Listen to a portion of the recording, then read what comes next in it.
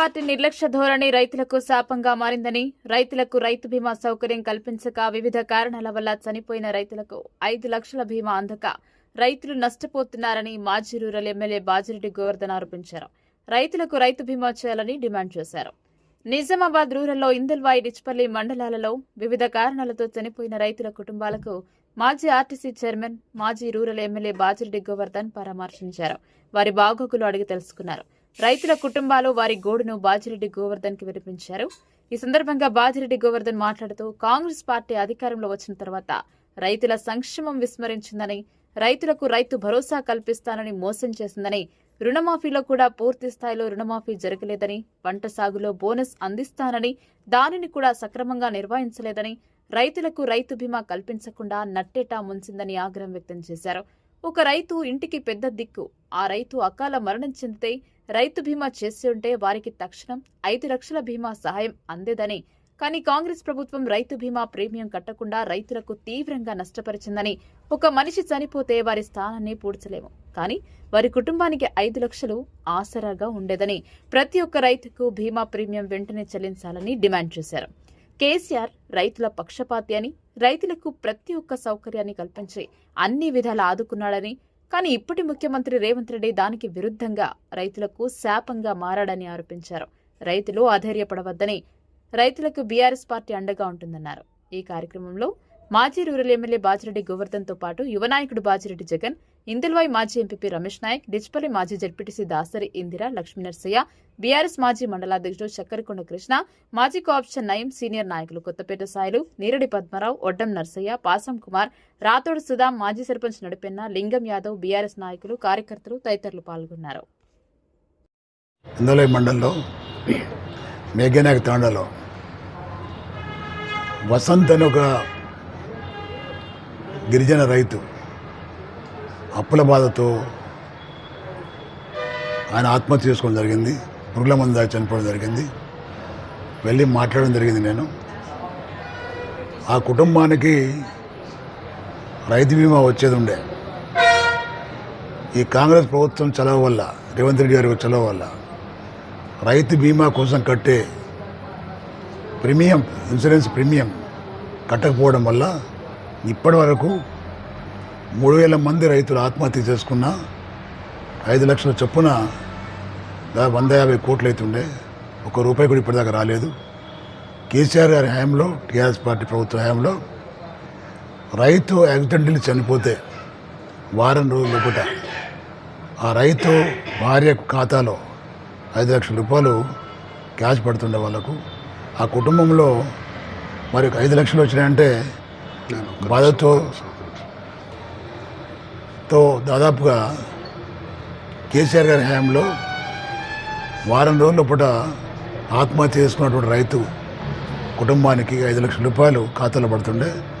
వాళ్ళకు దన్నుగా ఉంటుండే, ఆర్థికంగా ఒక సపోర్ట్గా ఉంటుండే. ఆ పరిస్థితి ఇప్పుడు పూర్తిగా మరి లేకపోవడం వల్ల ఆ కుటుంబాన్ని ఆదుకునే పరిస్థితి లేదు.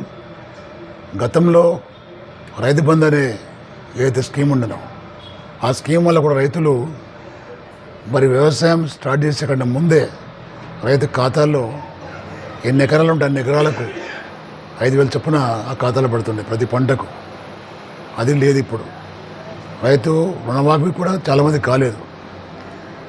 రైతు బంధు లేదు, రైతు బీమా లేదు. దురదృష్టం ఏంటంటే ఈ కాంగ్రెస్ పార్టీ ప్రభుత్వం వచ్చిన తర్వాత వర్షాలు లేకపోవడం వల్ల, గ్రౌండ్ వాటర్ తగ్గిపోవడం వల్ల, కరెంట్ కూడా సప్లై కరెంట్ చేయకపోవడం వల్ల ఇవాళ 30-40% పంటలు ఏవైతున్నాయో ఎండిపోతూ ఉన్నాయి. రైతుకు మద్దతు ఇచ్చేటటువంటి ప్రభుత్వం గతంలో ఉండడం వల్ల రైతు కొంత నష్టపోయినా పెట్టుబడులు వచ్చిన అనే ధైర్యంగా ఉంటుంది. కానీ ఇప్పుడు పెట్టుబడులు అప్పు తెచ్చిపెట్టి, ఒళ్ళు పెట్టి, ఇవన్నీ పెట్టిన తర్వాత కూడా పంట ఎండిపోవడం వల్ల రైతులకు అగమ్యగోచరంగా తయారైంది. రైతులు బాధపడుతూ ఉన్నారు. ఈ ప్రభుత్వం చేసే అరాచకాలు, ఈ ప్రభుత్వం చేస్తున్నటువంటి దగులుబాజీ హామీలకు ప్రజలు మోసపోయి ఓట్లేసారు. ఈ 1.5 ఇయర్ కాలంలో చాలామంది బాధపడుతూ ఉన్నారు, చాలామంది నష్టపోతూ ఉన్నారు. ఇప్పటికైనా ప్రభుత్వం కళ్ళు తెరిచి రైతు బీమా ప్రీమియం కట్టాలా, రైతు బంధు కూడా వేయాలా, రుణమాఫీ కూడా పూర్తి మంది చేయాలా. చేస్తే తప్ప ఈ కాంగ్రెస్ పార్టీని ఎవడు